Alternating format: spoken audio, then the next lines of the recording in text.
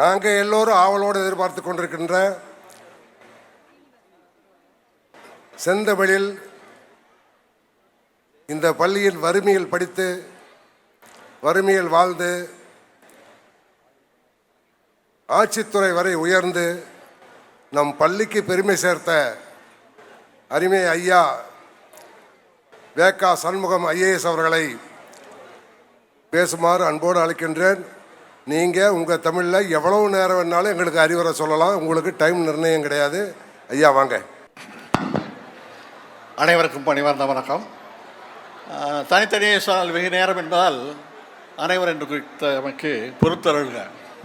நெஞ்சிலே நிலவாடி நினைவிலே உறவாடி ஆலா பதிந்து அருகன பேரோடி ஆங்கிங்கனாதபடி உலமெங்கும் உயிரெங்கும் நிறைவு நிற்கின்ற சில நினைவுகளை அசைப்போட்டு செல்ல வந்திருக்கின்றேன். எங்கள் அன்பு தம்பி கதிரவனுக்கு ஆசிரியர் பெரியசாமி கனகவாத்தியாரோட அடி வாங்கலன்னு வருத்தப்பட்டார். நான் ஒரு திருமாலார்கிட்டையும் சேர்த்து அடி வாங்கியிருக்கேன். காரணம் என்னென்னா 5 நிமிஷம் தான் சொன்னார். நல்ல வேலை மணி என்னை அழைத்து வரவில்லை, இழுத்து வந்திருக்கிறார் இந்த கூட்டத்திற்கு. அவர் விருப்பம் போல பேசலாம் என்று சொல்லிவிட்டார். எப்படி என்றாலும் செவிக்கு உணவு என்பது சிறிது நேரம், அடுத்த நேரம் மதிய நேரம் வந்துவிட்டது. பின்வரிசையை பார்க்கும்பொழுது நான் டெபாசிட்டை வந்து விட்டதாகவே எண்ணிக்கொள்கிறேன். ஏனெனில் பெரும்பாலும் இருக்கைகள் காலியானால் தான் நிலைமை என்று எண்ணுகிறேன். முதலில் வரும்போது ஒரு கருவேப்பிலையோ என்று எண்ணினேன். ஆனாலும் கருகாது. ஒரு 2க்கும் நடுவில் ஒரு 10 நிமிடம் எடுத்துக்கொள்ளலாம் என்று இருக்கின்றேன். அந்த அலையடி கிடக்கின்ற அருமையான அற்புதமான நினைவுகளை சமீபத்தில் நான் படித்திருந்தேன். இந்த நினைவுகள் என்பது வருங்காலத்திற்கான சேமிப்பு என்று ஒரு நகைச்சுவை நடிகரிடம் ஒரு இயக்குனர் சென்று சொல்லுகின்றார். அதற்கு அவர் சொல்லுகின்றார், அல்ல அப்படி எடுத்துக்க தேவையில்லை அப்படிங்கிற மாதிரி சொல்கிறாரு. ஆனாலும் இந்த நினைவுகள் என்பது ஒரு அற்புதமானது. ஏன்னா நான் பள்ளி இறுதிவகுப்பு முதல் மாணவனாக நான் தேர்ச்சி பெற்ற மார்க்கை பார்க்கும்போது, பெயரை பார்க்கும்போது பெரிய சந்தோஷம். அதுக்கடுத்து இந்த பள்ளியில் நடந்த சித்தூராணி பத்மினி நாடகத்தில் நான் கதையின் நாயகன். என் கதை நாயகி ரவிக்குமார் இங்கே தான் அழைச்சிட்டு இருக்கார். வந்துட்டார், ஜிப்பா போட்டுக்கிட்டு கிரீன் கலரில் இருக்கார். அவர் என் கதை நாயகி பத்மினி. அருமை நண்பர் சின்னதுரை வந்திருக்கின்றார். அவர் அந்த நாடகத்தில் வில்லை. எனது ஆரோக்கிய நண்பர் நாடகத்தில் வரல. இதை எதற்கு குறிப்பிடுகின்றேன் என்றால், அந்த சொன்ன வாசகர்களா பாலாமணி மேடம் வந்திருக்காங்க. இத்தனை வருடம் கழித்து இவர்களை எல்லாம் பார்க்கும்போது உள்ளத்தில் எங்கோ இந்த 70 இருக்கின்றேன். இந்த 70 இருந்தாலும் இதயத்தின் ஓரத்திலே ஒரு ஈரம் கசுகின்ற நினைவும் இமையோரம் சற்றே ஈரம் பார்க்கின்ற நேரமாக இந்த நொடிகளை நான் எண்ணிக்கொள்கின்றேன். பெருமிதமும் கொள்கின்றேன். இது ஒரு நற்பெயர், நல்லுள் நகர்ச்சி, முன்வினை பயன் என்று எண்ணிக்கொள்வேன். ஏன்னா தனித்தனியே இந்த குழுவில் ஒரு நல்ல செய்தி போட்டிருந்தாங்க. தனியே ஆசிரியர்கள் பெயரை குறிப்பிட வேண்டாம், நல்ல ஆசிரியர்னு சொன்னால் மற்றவங்கெல்லாம் இப்போ இல்லையா, அதனால் அதை குறிப்பிடுவதை தவிர்க்கவும் என்று சொல்லியிருந்தார்கள்.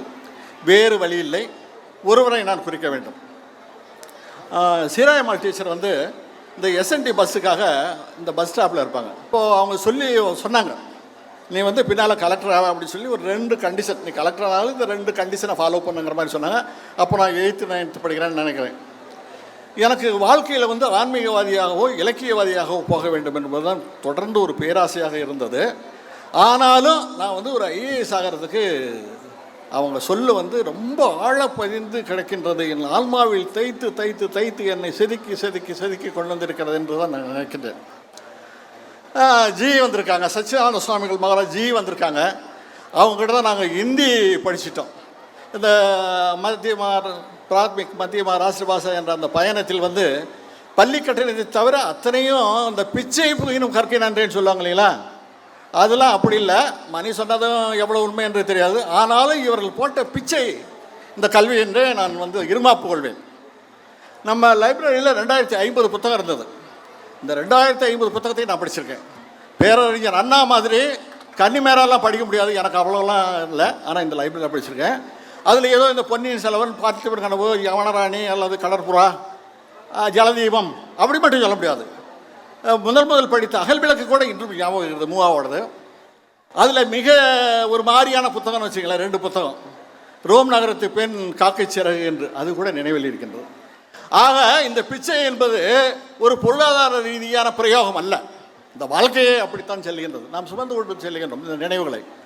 ஒரு எல்லோரும் நம்ம நினைவுகளின் தொகுப்பாக இருக்கிறோம் இல்லைங்களா. இல்லைன்னா நம்ம ஏன் ஹோமோ சேப்பியன்ஸ் ஆகிருப்போம், ஹோமோ எரக்டஸ்லேருந்து இங்கே வந்திருப்போம். ஆக மாணவர்கள் இல்லை, எல்லாம் காலி ஆகிட்டாங்க. இருக்கைகள் தான் காலியாக இருக்குது. இருந்தாலும் இருப்பவர்கள் சொல்லி வைக்கலாம். 2 விஷயங்களை வாழ்க்கையில் தேர்வு செஞ்சுக்கலாம். தாய்மொழி அல்லாது 2 மொழிகளை கற்றுக்கொள்ள வேண்டும். எங்களுக்கு அவர் ஜிஏ வந்து கற்றுக் கொடுத்தாங்க, ஹிந்தி. நிறைய பயனுடையதாக இருந்தது. பின்னால் நான் ஐஏஎஸ் இன்டர்வியூக்கு 80 போகும்போதெல்லாம் அதுதான் கை கொடுத்தது. 2 ஏதேனும் 2 வந்து நம்ம வாழ்க்கையில் நம் பணி அல்லாது இரு பொருட்கள் வந்து கருத்து செலுத்த, கவனம் செலுத்த, அவர்களை வந்து ஊக்குவிக்க வேண்டும், வழிப்படுத்த வேண்டும், நெறிப்படுத்த வேண்டும், முறைப்படுத்த வேண்டும். அவங்கள ஊக்குவிக்கிறோம். அதில் நான் சொன்ன மாதிரி தமிழ் இலக்கியத்தின்பால் கொண்ட ஈடுபாடு, அதுக்கடுத்து ஆன்மீகத்தில் உண்மையிலேயே, ஏன்னா ஆன்மீகம் என்பதற்கும் நம்ம மதத்துக்கும் சமயத்துக்கும் நிறைய போட்டு குழப்பிக்குவோம். அதெல்லாம் இல்லாத ஒரு சமாச்சாரம் உண்டு. எனக்கு கால் சாகன் பிடிக்கும், மிர்சியா காகு பிடிக்கும், ஐன்ஸ்டைனும் பிடிக்கும். அதே சமயம் இந்த பக்கமும் தெரியும். ஒரு வேளை அது வந்து ஆன்மீகத்தை கூட ரொம்ப குழப்பிக்க தேவையில்லை, நம்ம பேச தேவையில்லை, அது ஒரு தலைப்பும் அல்ல. ஏதேனும் 2 மொழிகளை கற்றுக்கொள்ள ஊக்குவிக்கலாம், ஏதேனும் 2 பொருட்களில் கவனம் செலுத்த நம்ம வழிப்படுத்தலாம். இது வந்து அவர்களுக்கான தகவலாக இருப்பவர்கள் எடுத்து செல்லலாம். இந்த விழா குழுவுக்கு குறிப்பாக நன்றி சொல்லணும். எவ்வளோ பெரிய விழா! இந்த புகைப்பட தொகுப்பினை பார்க்கும்போது எனக்கு உண்மையிலே ஒரு நிறைய காலம் 52 வருடங்கள் ஆகின்றன பள்ளியை விட்டு சென்று. ஆனாலும் அத்தனை நினைவுகளையும் நண்பர் சேதுராமலிங்கம் வந்திருக்கிறாரா என்று தெரியவில்லை. 4-5 நாட்களுக்கு முன்னால் பேசிக்கொண்டிருக்கும்போது ஒரு தகவலை சொன்னேன், ரவிக்குமாரிடமும் சொன்னேன். எவ்வளோ நிகழ்ச்சிகளை சொல்கிறார், ஏன் அவன் நமக்கெல்லாம் அவ்வளோ இல்லையா, நம்மளாம் சேர்த்து வைக்க முடியலையா, அவ்வளோ நினைவுகளை பகிர்கிறாரு அப்படின்னு சொன்னார். ரவிக்குமார் சொன்னார், இல்லை, ரொம்ப ஊன்றி ஒருங்கிணைந்து ஆழ பதிந்து எதையாவது நீங்கள் வச்சுருந்தீங்கன்னா, கவனிச்சிருந்தீங்கன்னா அதை நிறைய சேர்த்து வச்சுருந்துருக்கலாம். ஏன்னா அந்த நாடகத்தில் 6வது சீனில் அந்த கால அட்டக்கத்தி கொடுத்துருக்கலாம், ஒரிஜினல் கத்தி கொடுத்துருந்தாங்க. பிடிச்சி இருக்கும்போது என்னோடய இடுப்பு பட்டை அருந்து விட்டது. அப்போ என் வகுப்பு தோழி தான் இந்த பக்கம் உட்காந்துருந்தாங்க. இன்னும் அந்த இடங்களோட ஞாபகம் இருக்குது, அவங்க முகம் ஞாபகம் இருக்குது, அவங்க என்ன சொல்ல வர்றாங்கிறது ஞாபகம் இருக்குது. ஃபார்ச்சுனேட்லி இறையருளால் திரும்பி அந்த பக்கம் அந்த வசனத்தை பேசிட்டு அந்த சீனை முடித்தோம். அப்போ எங்கள் தமிழாசன் அத்தியப்பன் அவர்கள், அவங்க வந்து தொழத்தக்கவர் எப்படின்னு கேட்டால், ஒரு தசாவதானி நிகழ்ச்சி ஒன்று நடந்தது. அந்த நிகழ்ச்சியில் ஈற்றடியாக வந்து செங்காட்டு மண்ணே சிறப்பு என்று எழுதியிருந்தார். இது நடந்து 56 வருடங்கள் ஆகின்றன.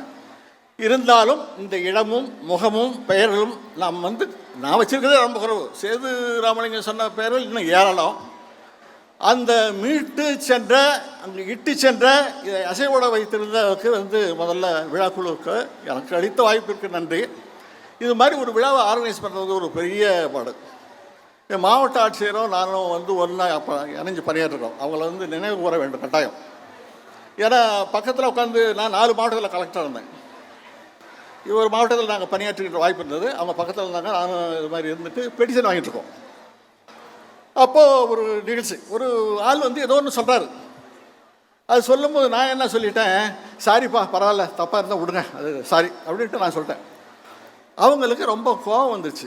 நீங்கள் தப்பு செய்யாத எப்படி ஒரு வந்து சாரி கேட்கலாம் அப்படி கேட்குறாங்க.